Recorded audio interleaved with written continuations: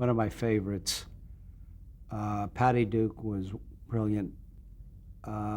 She was going through a very bad time, but that was when the man I mentioned earlier, the blacklisted producer, Adrian Scott, was going to produce it. And Dick and I wrote the teleplay from David Westheimer's very good novel. And Adrian suddenly decided he wanted to do another picture, The Old Man's Whiskers or something, with an old screenwriter friend of his, and left us in the lurch. And we were in Sid Sheinberg's office, and we said, Sid, we need somebody to produce this picture. And Sid said in his inimitable way, why don't you fellows do that? And we said, Sid, we've never produced before. Now, actually, I'd been after Dick and needling him. We better cross over and, wear two hats, writing and producing. And, we walked out of the office. We were suddenly producers. We were going to produce My Sweet Charlie. The network liked the script. They were a little edgy.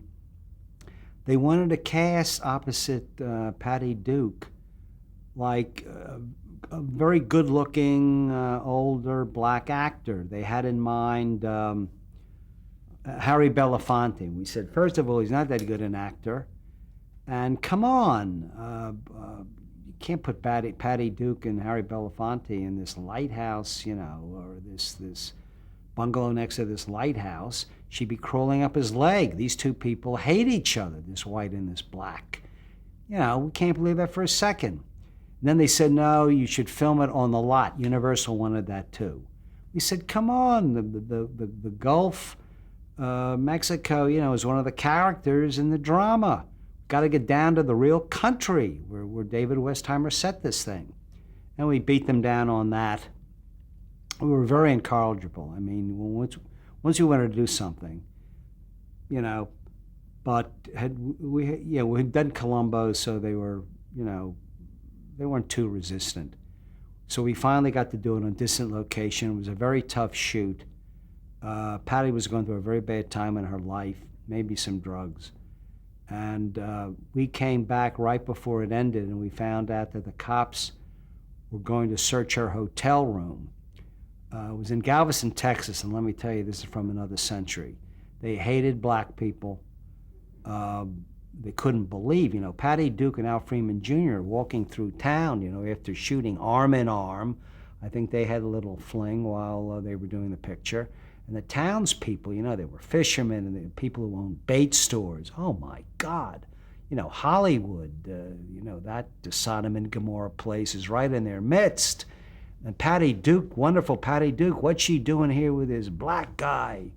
And we sent a producer down to see Patty and tell her, hey, if you got any drugs or marijuana or something, it's probably marijuana, get it out of your hotel room.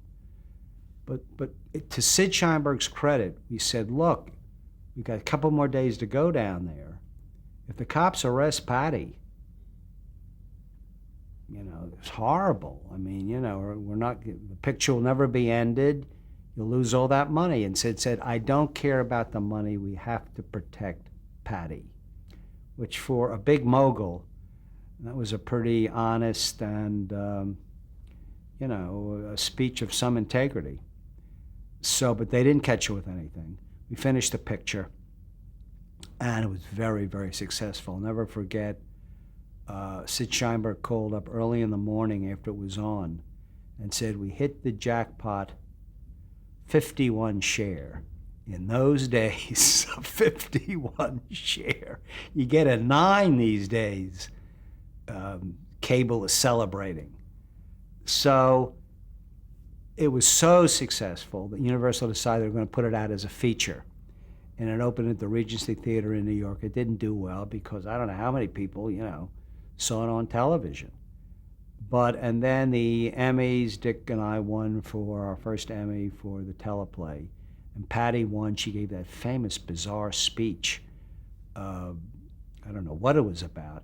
But when she came, I hugged her when she came to the ceremony before we went into our seats. And I looked in her eyes, and you could see she'd come up from Palm Springs with her boyfriend. Desi Jr. And I said to Dick, Dick, I think she's going to win tonight, and she's going to give a speech. And boy, it's a classic now, very strange. But she's really come out of all that. She's very happily married now, and she's in very good shape from what I hear. But she's a brilliant actress, and she deserved it. We weren't virgins anymore after My Sweet Charlie.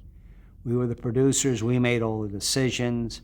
We really loved the property. We wanted to do it right. I think we did do it right. And it's very special in my memory because it was our first picture, and it turned out well.